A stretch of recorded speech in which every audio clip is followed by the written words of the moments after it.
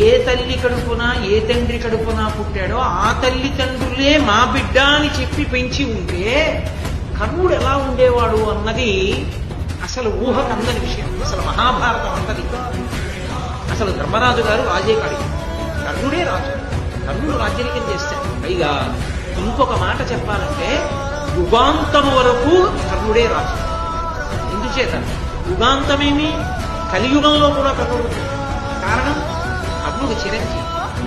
కర్ణుడి కవచకుండలాల్లోంచి అమృతం పడుతుంది.